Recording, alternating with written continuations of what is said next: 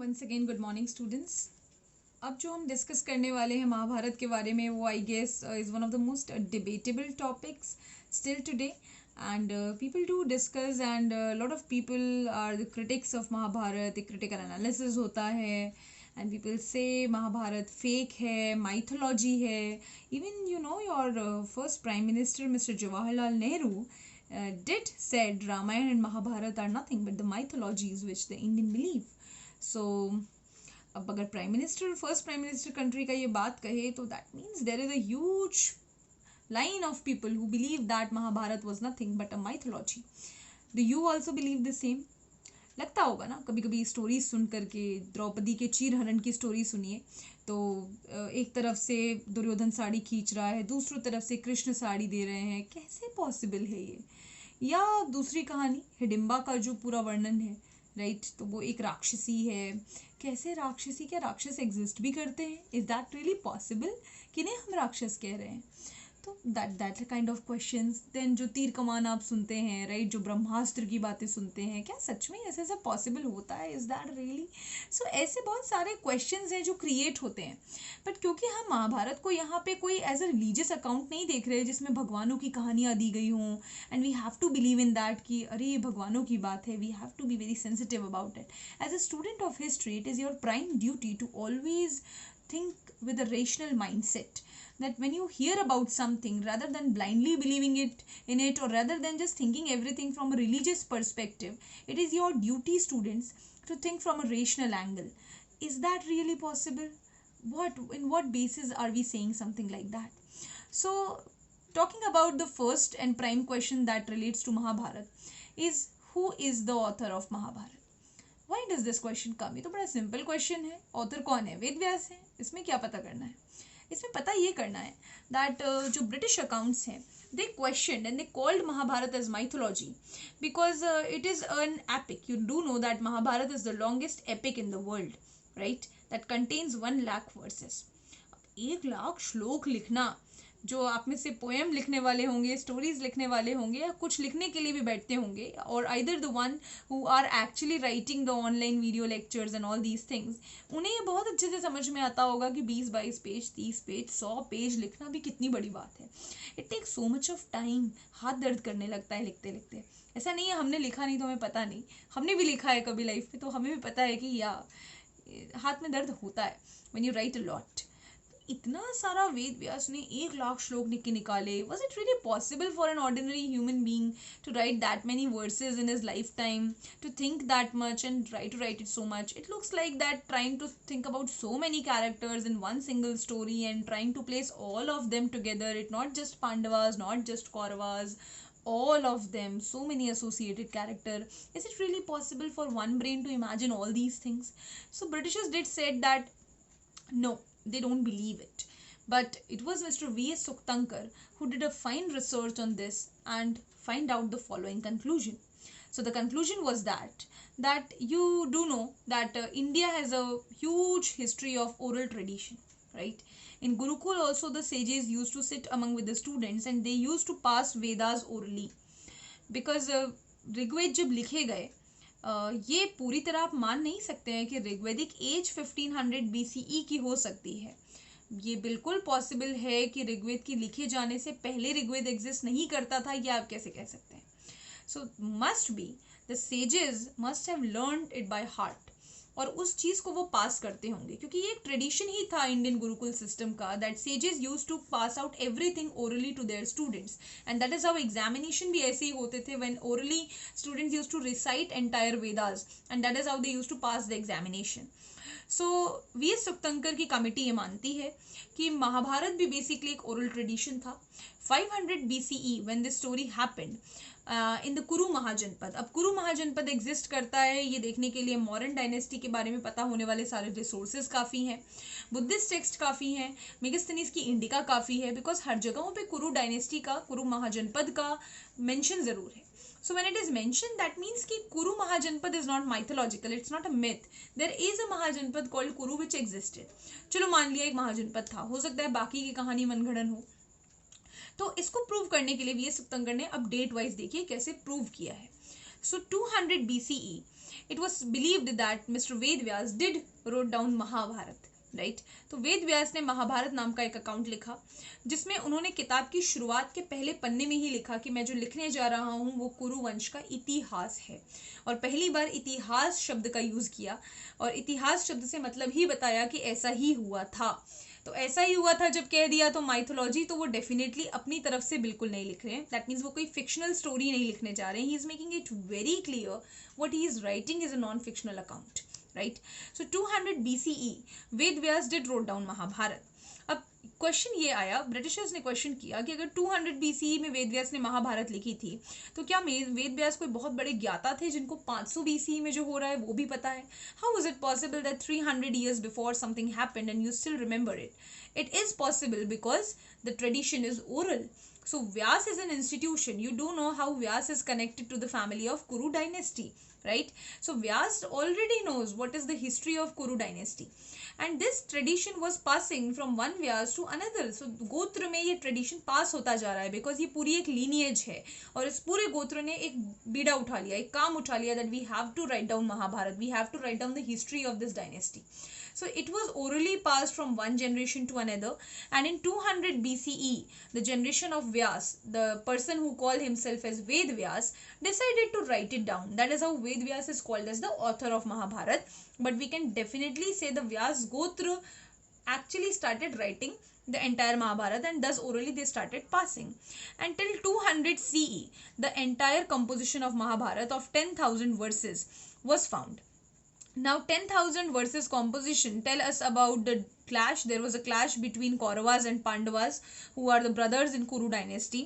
They fought for property, they fought for the patrilineal accession, and because there were a lot of conflicts among them, who owns the throne and who does not, this is how the war happened, and Pandavas actually won the war. This is the basic story. So basic story is कि दो भाइयों की लड़ाई हुई and Pandavas जीत गए. तो ये basic story है जो 10,000 श्लोकों में ओरिजिनल कंपोजिशन में बताई गई. Fine. Now these original compositions were later on altered. कुछ और मैन्युस्क्रिप्ट्स मिली जो 200 से 400 CE के आसपास की हैं. Fine. In these stories are generally moral stories added to the original composition, which are associated and attached with Pandavas. Moral stories such as कौरवों की लाक्षागृह की story where they try to burn the Pandavas, right. Kunti और निषादी की story where after Pandavas won the war, जब वो निषाद को replace करते हैं, निषादों की डेड बॉडीज मिलती हैं, तो कुंती एक्चुअली निषादों को मरने के लिए she give them the poisonous kheer. So ये story. Another story is of Hidimba, her sacrifice as a Rakshasi. Story of Eklavya, Guru को दक्षिणा देने की story. Such stories are added later on in 19,000 verses, right? तो 90,000 श्लोक बाद में जोड़े गए, and ideally पहले 400 साल में पूरे के पूरे 10,000 श्लोक जोड़े गए, and that is how accounted total it became 1 lakh verses. Now that's the question. So does Mahabharata has a single author? Of course no. Nobody lives for 600 years. Nobody has seen this history of 1100 years. So then who wrote Mahabharata? So the answer by V.S. Suktankar committee was, it's a Vyas institution who wrote Mahabharata. We cannot say Mahabharata has one author only. Yes, Mahabharata's original composition was very much written by Ved Vyas. So whenever it is asked in a multiple choice question who is the author of Mahabharata, your answer should always be Ved Vyas. But whenever if someone will ask you that is it really possible to write down 1 lakh sources, 1 lakh verses, is it really possible a person can live for 600 years? So then you say no, it is not possible. It was not like that. It was Vyas institution who took the charge of compiling the entire text of Mahabharata, and that is how they compiled it. So Mahabharata का कोई single author नहीं है students. It is rather than Vyas institution's composition जो time period के साथ लिखा गया. I hope it's clear to you. 200 BCE से 200 CE 10,000 श्लोक लिखे गए which are the part of original composition of Mahabharata. Original composition से मेरा मतलब है खाली कौरवों पांडवों की लड़ाई जिसमें पांडव जीत गए. That's it. बाद में ये माना गया as वैष्णविज्म का इंक्रीज हुआ, ग्रोथ हुई, एंड बहुत सारी मॉरल स्टोरीज पढ़ाने के लिए लोगों को. That is how the stories were later on added. ये भी पॉसिबल है कि ये स्टोरीज एक्चुअली पहले हुई होंगी, but it was not possible for Ved Vyas to write down all the 1 lakh verses. That is why उन्होंने 10,000 श्लोक लिखे होंगे, and later on Vyas institution की जो नेक्स्ट जनरेशन होगी उन्होंने धीमे धीमे धीमे कुछ कुछ सालों में, दैट मीन्स 200 पूरे ईयर्स में, इन स्टोरीज को भी साथ में ऐड किया गया होगा. They would have believe that it is important for people to have some moral lessons also related to Mahabharat. और इस पीरियड को बहुत ज़रा गौर करके देखिएगा. ये पीरियड वही पीरियड है when it is the Mauryan dynasty is coming to an end and it is the Shunga and Kanva who are ruling, right. तो ब्राह्मण्स अब यहाँ रूल कर रहे हैं. दैट इज़ द रीज़न कि इन टेक्स्ट का जो कंस्ट्रक्शन है वो इतनी तेज़ी से हुआ होगा, and that is how Mahabharata का टोटल कंपाइलेशन इस पीरियड में पॉसिबल हुआ होगा. Now talking about the content analysis of Mahabharata, so the category of the content are basically divided into two parts. One is narrative content, another one is didactic. Narrative वो content माना जाता है that narrates about the story of Kauravas and Pandavas, and the content which was added later on 200 to 400 CE content is called as didactic content. Didactic content tells us about the moral stories, the moral version of Mahabharata, right? Morally हम उससे क्या क्या सीख सकते हैं as an account. तो this is what the content analysis is. और ये पूरा एनालिसिस हमें किसने दिया है? VS सुक्तंकर की कमिटी ने. अब VS सुक्तंकर को भी क्रिटिसाइज किया जाने लगा by the British historians by saying कि he is an Indian, so he is going to say that my mythology is correct. It is not a mythology, it is actually an account. So what kind of excavations have taken place? क्या किसी ने ढूंढा है क्या? कुछ था क्या कभी उस टाइम पीरियड में? आपने देखा है क्या? तो ऐसे क्वेश्चंस अब आगे इमर्ज होने लगे. In order to prove this question, actually excavation works were taken by B B Lal. अब बीबी लाल हिस्ट्री के वर्ल्ड में वो नाम है जिन्होंने प्रूव करके दिखा दिया कि ये लीजिए महाभारत बिल्कुल सही स्टोरी है. कैसे प्रूव किया? सो 1951 से 52 उन्होंने एक्सकेवेशन किया. He excavated a village called Hastinapur which comes under Meerut district.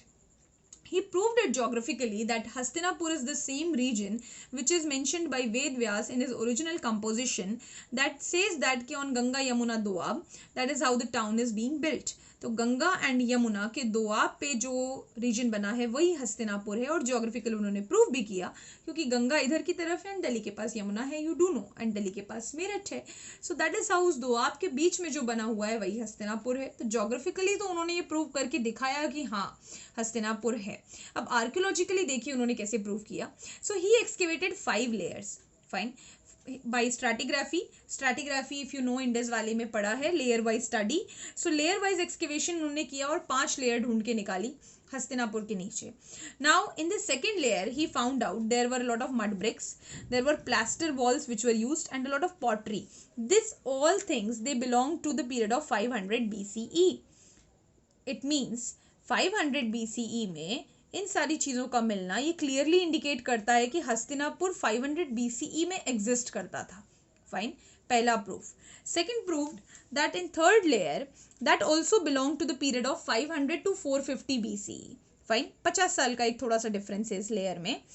In that there were a lot of mentions found that were made up of burnt bricks. There were covered drains. So बड़े बड़े जो बंगले मिले थे वो भी ये प्रूव कर रहे थे, and they were more than in hundreds, right? Now आदि पर्व of Mahabharat mention about thousands of mention existed in Hastinapur, and he did found a lot of mentions archaeologically excavation से उन्होंने ये प्रूव किया. तो geographically and archaeological excavation के through second और third layer में he is proving this thing that it is true. Hastinapur नाम का टाउन तो एग्जिस्ट करता था, इसमें कोई डाउट नहीं है.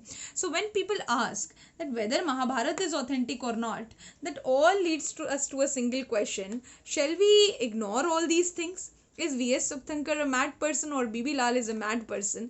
Or either we should say it is the Britishers who are mad, who are so greedy, who just anyhow wanted to prove that it is not possible for Indians to have such a rich history, and they could not have such a rich land. They could not write the longest epic in the world. It is not really possible. So in order to, they were so much interested in proving it mythology that they really ignored the facts which later on provided by the Indian historians and the archaeologists. So whether it's authentic or not, now you decide only. Just don't listen, but yes, have a rational understanding, and you should never ignore the facts. It is also important for you to understand. So after reading so many things about Mahabharat, can we call it as a dynamic text, students? Dynamic text कहने का मतलब है that is it really changing with the passage of time, or is it just considered as a stationary text जो ऐसा है as it is है? तो it is a very dynamic text. ऐसा इसलिए माना गया है because it is written in various languages, whether it's Sanskrit, whether it's Tamil, whether it's Pali, Nepali, Kashmiri, even Kannada versions भी महाभारत के मिले हैं. तो ऐसा टेक्स्ट जो इतनी लैंग्वेजेस में लिखा गया हो वो डेफिनेटली डायनेमिक है, उसने इतने लोगों को अट्रैक्ट किया है. It is found in various regions. V S. Sukthankar कितने रीजन्स में गए ढूंढने के लिए महाभारत के मैन्युस्क्रिप्ट्स को. तो इतने रीजन्स में इसके रीच होने का मतलब ही है कि it was so popular among the masses. And आज की डेट में भी देखिए महाभारत टीवी सीरियल्स में भी दिखाया जा रहा है. तो and people are watching it, right. I just saw that Game of Thrones were beated by Ramayan. तो उससे ज़्यादा व्यूअरशिप सोचिए रामायण को मिल रही है. तो it's a interesting thing to understand कि yes, even in regional diversity में भी आज की डेट में ये कितना पॉपुलर है. Now the text does tell us about a lot of art and architectural wonder. Indraprastha को देख लीजिए, right. The glass, the use of water, that beautiful architecture which they are talking about, the art forms like dance form, games form, कितनी सारी चीज़ें हमें महाभारत से पता चल रही हैं उस पीरियड के बारे में. सो उनको हम आज भी यूज़ करते हैं. दैट इज़ वाई वो प्रेजेंट डे में भी रेलिवेंट है. So it's relevant in the present context also. There are lot of clashes over the feud among the brothers. Property distribution problem अभी भी है. जेंडर रिसोर्सेज का एक्सेशन का problem आज की डेट में भी डिस्कस होता है. तो महाभारत की स्टोरी में ऐसा कुछ भी हम देखने को नहीं मिलता है हमें जो आज की डेट में. हाँ, हिडिंबा और भीम की शादी भले ही नहीं मिलेगी, but almost all the things that you read in Mahabharat are definitely relevant in present context also. There is nothing like that which you will find कि आज कैसा कहाँ होता है. There are hardly few things related to Mahabharat. हाँ, द्रोणाचार्य वाली गुरु दक्षिणा भी एक context है. Now the next is it inspired a lot of authors of the present time period or even in every time period. Do you know their Mahabharat has a Persian translation? So you will tell me the name after the video. Mahabharat का Persian translation भी हुआ है. So that is one of that. Beside that Mahabharat का English translation हुआ है. And Mahabharat से related बहुत सारी स्टोरी, चाहे महादेवी वर्मा की कुंती होने शादी हो, आइदर दिवांग करुणी की पैलेस ऑफ इल्यूजन हो, ऐसे कितने सारे ऑथर्स हैं. आज के करंट टाइम ऑथर भी महाभारत के बारे में लिख रहे हैं. तो it is definitely a very dynamic text that is continuously inspiring all of us to study more and more, to read more and more, and to try to understand more and more. So that is all about the chapter, students. I believe that after reading and understanding the story of Mahabharat and the entire chapter, कुछ चीज़ें हैं जो आपके अंदर भी ज़रूर change हुई होंगी, कुछ नोशंस आपके अंदर भी बदले होंगे. एंड पहले से आप ज़्यादा ज़रूर डेफिनेटली महाभारत को आप जानते होंगे.